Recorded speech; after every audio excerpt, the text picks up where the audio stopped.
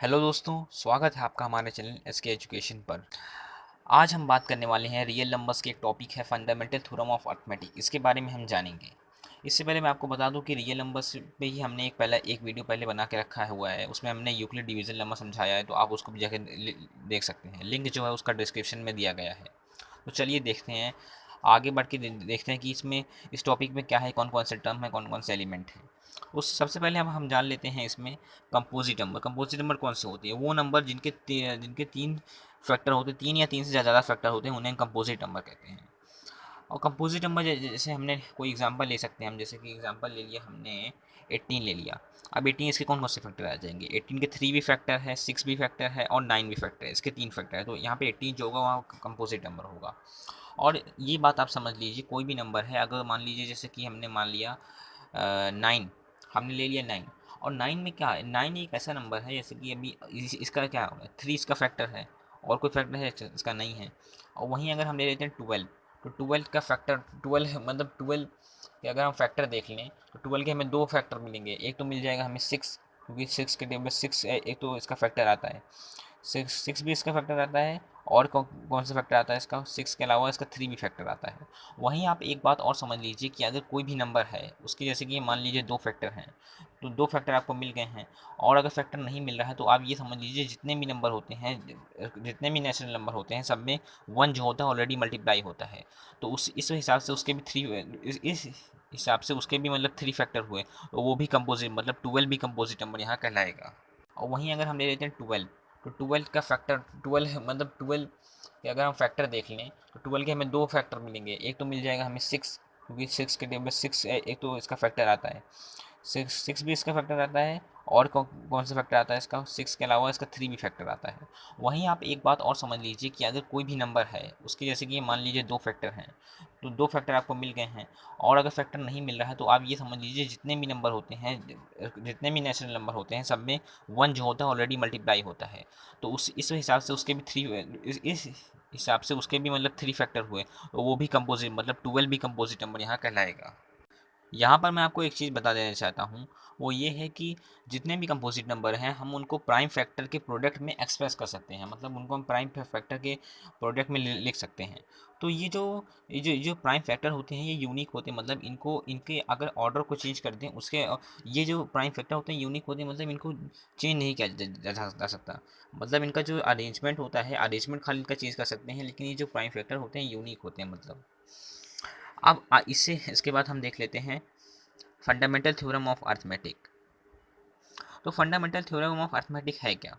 Every composite number can be express as a product of prime and the factorisation is unique apart from the order in which the prime factor occurs. मतलब जितने भी composite number होते हैं उसे हम prime number के product में लिख सकते हैं।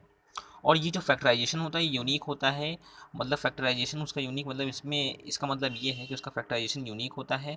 और उसको उसके जो जिस ऑर्डर में लिखे खाली उसके ऑर्डर को हम चेंज कर सकते हैं, उसके फैक्टराइजेशन के जो नंबर हैं वो अब नहीं बदल सकते। यही मतलब फंडामेंटल थ्योरम ऑफ अर्थमेटिक में कहा गया है। यही मतलब बेसिकली इसके है, इसके मतलब फंडामेंटल थ्योरम यही है। तो ये है मतलब कि कोई भी कंपोजिट नंबर अगर हमने ले लिया, कंपोजिट नंबर है उसको जैसे कि आप हमने ले लिया 9, 9 को हम क्या लिख सकते हैं? 3 × 3 लिख सकते हैं। तो यहाँ पे जो 3 और 3, यहाँ पे जो 3 और 3 ये क्या है? इसके फैक्टर हो जाएंगे। और ये जो फैक्टर हैं ये यूनिक हैं इसके।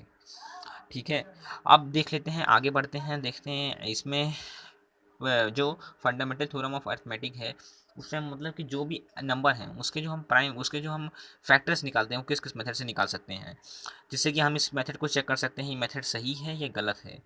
तो इसके दो मेथड हैं, एक तो आपका आता है ट्री मेथड और दूसरा आपका आता है प्राइम फैक्टराइजेशन मेथड। तो देख लेते हैं ट्री मेथड में क्या होता है।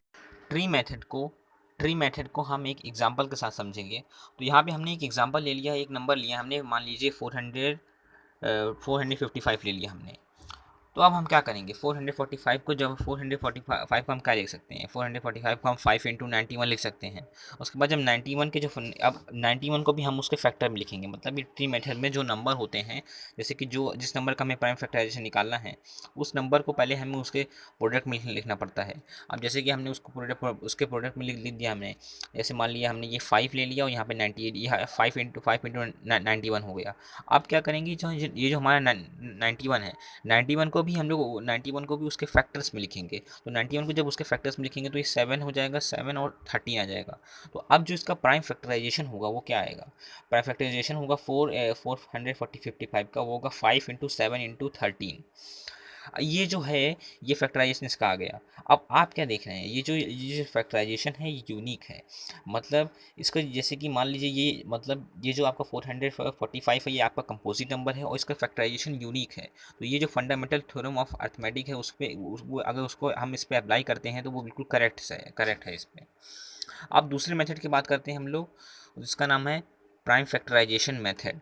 तो प्राइम फैक्टराइजेशन मेथड में क्या होता है? बेसिकली प्राइम फैक्टराइजेशन मेथड में हम ट्री मेथड में हम ट्री बना के करते हैं, लेकिन यहाँ पे इस मेथड में हम इस टाइप के करते हैं जैसे कि इसमें हम जो कोई भी नंबर है जैसे उसका एलसीएम, उसका हम एलसीएम जैसे निकाला जाता है, एलसीएम मेथड से उसी तरीके से हम लोग निकालते हैं इसको। तो सबसे पहले हमने ले लिया 515। उसके बाद जब इसका जो सबसे छोटा फैक्टर है, आप ये बात समझ लीजिए, जब भी इसका प्राइम फैक्टराइजेशन मेथड से निकालेंगे सबसे छोटे फैक्टर से हम शुरू करते हैं किसी भी नंबर को डिवाइड करना।